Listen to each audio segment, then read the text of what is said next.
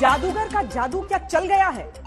क्या बगावत और अदावत के बीच राजस्थान के मुख्यमंत्री हाईकमान की कार्रवाई से साफ बच गए हैं? जहां अनुशासनहीनता गहलोत समर्थकों की बताकर ऑब्जर्वर दिल्ली लौटे थे, सोनिया गांधी को कल मुंह जुबानी जयपुर का सच बताया था।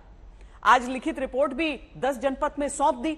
पता चला कि अशोक गहलोत को तकनीकी आधार पर क्लीन चिट दे दी गई। बस गहलोत के करीबी 3 समर्थक नेताओं को कारण बताओ नोटिस जारी हुआ। न थके अभी पैर, ना अभी हिम्मत आ रही है। हौसला है जिंदगी में कुछ कर दिखाने का, हौसला है जिंदगी में कुछ कर दिखाने का, इसलिए अभी भी सफर जारी है। अदावत और बगावत के बीच भी क्या अशोक गहलोत का वो सियासी जादुई सफर रुकने वाला नहीं, जिस पर रविवार को शुरू हुई बगावत के बाद कई किंतु परंतु लगते रहे।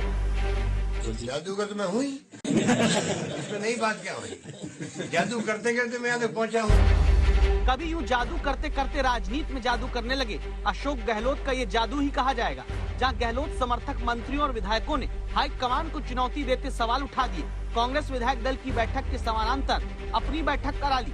कांग्रेस अध्यक्ष की तरफ से आए निर्देश को दरकिनार करके अपनी शर्तें गिना दी। फिर भी कार्रवाई की जब बात आई तो दावा है पर्यवेक्षकों की रिपोर्ट में गहलोत को क्लीन चिट दे दी गई। लेकिन गहलोत समर्थक शांति धारीवाल, महेश जोशी और धर्मेंद्र राठौर के खिलाफ कारण बताओ नोटिस जारी करने की बात कही गई। अभी के जो घटनाक्रम में गद्दारी करी है वो तो स्वयं शांति धारीवाल और महेश जोशी जी ने करी है। संसदीय कार्य मंत्री होकर और चीफ विप होकर सीएलपी की मीटिंग में नहीं आते, वो अपने यहाँ पर स्टेज सजाते हैं, भाषणबाजी करते हैं, हाईकमान के खिलाफ बयानबाजी करते हैं। उनके शब्द देखे आपने क्या थे? हाईकमान ऐसे नहीं मानेगा। आप आज हाईकमान को थत्ता बता रहे हैं, इतने बड़े हो गए आप। यानी रविवार को जो अनुशासनहीनता जयपुर में गहलोत समर्थक विधायकों और मंत्रियों की तरफ से हुई, उसकी रिपोर्ट में ऑब्जर्वर ने अशोक गहलोत को बचाने का रास्ता खोज कर दे दिया। जयपुर से दिल्ली लौटकर पर्यवेक्षक अजय माकन और मल्लिकार्जुन खड़गे की तरफ से सोनिया गांधी को सौंपी गई 9 पन्ने की रिपोर्ट के 2 हिस्से हैं, जिसमें एक हिस्सा है घटनाक्रम और दूसरा हिस्सा है अनुशासनात्मक कार्रवाई को लेकर। घटनाक्रम में लिखा गया कि अशोक गहलोत की सहमति और पूरी जानकारी के बाद विधायक दल की बैठक उनके आवास पर रखी गई थी। लेकिन कैसे कांग्रेस विधायक दल की बैठक के बराबर ही दूसरी मीटिंग गहलोत समर्थक विधायकों ने बुला ली, इसकी कहानी रिपोर्ट में बताई गई। इस रिपोर्ट में यह भी लिखा है कि विधायक दल की बैठक के पहले पैरेलल मीटिंग करने वाले नेता अशोक गहलोत के करीबी। इसीलिए रिपोर्ट के दूसरे हिस्से में गहलोत करीबी 3 बड़े नेताओं को कारण बताओ नोटिस देने के बारे में कहा गया है। हम ये चाहते हैं कि किसी भी प्रकार से हो, लेकिन अशोक गहलोत यहाँ पर बना रहे। हम नहीं चाहते, हम इस बात को नहीं चाहते किसी प्रकार की कोई बात हो। आप हर चीज की जो है आपने कई 2-2 पदे, आज ये बता दे कोई भी हाईकमान में बैठा हुआ आदमी ये बता दे कि कौन से 2 पद हैं आज अशोक गहलोत के पास जो आप जो है उनका इस्तीफा मांग रहे हो? नहीं है, कोई भी नहीं। कौन से 2 पद हैं? एक ही पद है। कुल मिला के 1 पद है मुख्यमंत्री का। जब दूसरा पद मिल जाए तब जाकर के बात उठेगी। आज क्या बात उठ गई जो आज आप इस्तीफा मांगने के लिए तैयार हो रहे हो?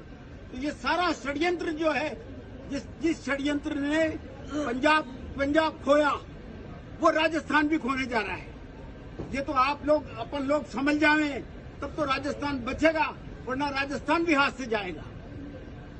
तो मेरा आपसे यही निवेदन है कि हाईकमान ऐसे नहीं मान। ये है शांति धारीवाल, गहलोत के सबसे करीबी मंत्री। इनके खिलाफ कारण बताओ नोटिस निकलने की वजह यही रही कि धारीवाल ही थे जिनके घर विधायक जुटे थे। जहां धारीवाल हाईकमान को चुनौती देते कह रहे थे। अब सवाल ये, क्या शांति धारीवाल के घर बैठक बिना गहलोत की सहमति की हो सकती थी? शांति धारीवाल के घर विधायकों के लिए टेंट लगा खाने पीने का इंतजाम हुआ। क्या ये सब कुछ बिना सीएम की जानकारी के हुआ था? चीफ विप महेश जोशी भी क्या मुख्यमंत्री की जानकारी के बिना सीधे अपनी शर्तें रख रहे थे? हमारी मुख्य शर्त जो है वो ये है कि जिन लोगों ने पार्टी से बगावत की, जिन लोगों ने पार्टी की सरकार को तोड़ने की कोशिश की, गिराने की कोशिश की, उनमें से कोई मुख्यमंत्री नहीं बने। ये हमारी मुख्य शर्त है। महेश जोशी जी 1 पद और 2 पद की बातें करने वाले कैबिनेट रैंक के 2 पद लेकर बैठे। कैबिनेट रैंक के कोई क्यों नहीं पूछता? क्यों ऐसे? क्या उनमें हीरे जड़े हैं जो 2 पद लेके बैठेंगे? वो खुद फोन करते हैं विधायकों को कि सीएलपी की मीटिंग है 7 बजे, मुख्यमंत्री आवास पहुंचिए, और खुद ही नदारत हो जाते हैं। और खुद अगले दिन दूसरे विधायकों को फोन कर शांति धारीवाल जी के घर बुलाते हैं। सवाल उठता है कि अगर बागी सुर लगाकर गहलोत की जय जयकार करने वाले हाईकमान को चुनौती देने वाले सब गहलोत के समर्थक ही हैं, फिर ऑब्जर्वर की रिपोर्ट में कैसे गहलोत को तकनीकी तौर पर क्लीन चिट मिल गई?